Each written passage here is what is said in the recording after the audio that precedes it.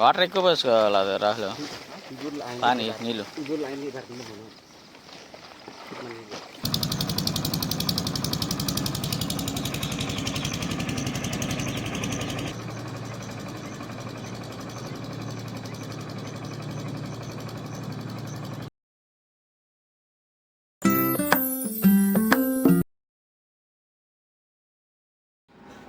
చేపల చెరువులో అది లేకపోతే అసలు లాభాలే ఉండవు.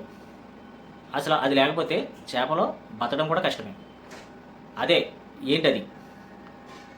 అది ఏంటంటే చాలామంది చెరువుల్లో కోడి పేడ, గేదె పేడ ఇలాంటివి వేస్తారు. అది చాలామందికి చెరువుల్లో వేస్తారని అందరికీ తెలుసు. అసలు ఎందుకు వేస్తారు? అది చాలామంది ఏమనుకుంటారంటే ఆ కోడి పేడ, గేదె పేడ ఇవి వేయటం వల్ల అవి తినేస్తే చేపలు అవి తినటం వల్ల చేపలు మంచివి కాదు అని చాలామంది అది ఒక అపోహ కింద ఉండిపోయింది. కానీ అసలు విషయం అది కాదు. కోడి పేడ, గేదె పేడ ఇలాంటివి ఎప్పుడు వేస్తారంటే చేపలు వేసే ముందు చెరువులో ముందుగానే ఇవి వేస్తారు. ఇవి వేసిన వారం లేదా 10 రోజుల్లో చేప పిల్లలు చెరువులు వేస్తారు.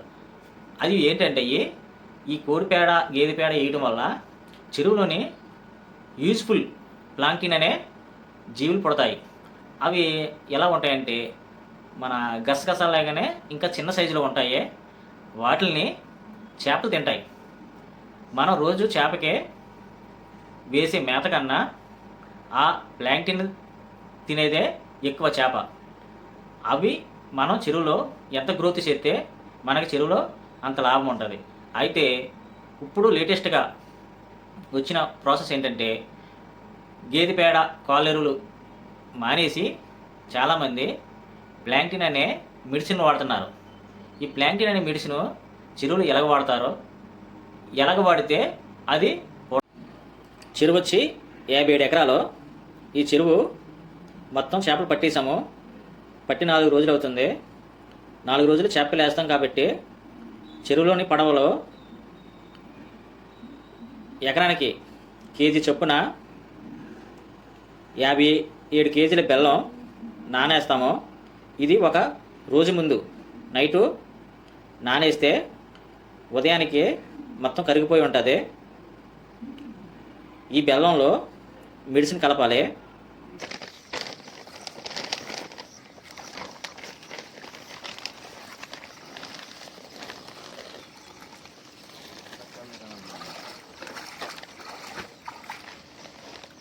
వాటర్ ఎక్కువ పోసుకోవాలి అది రాహుల్ పానీ నీళ్ళు.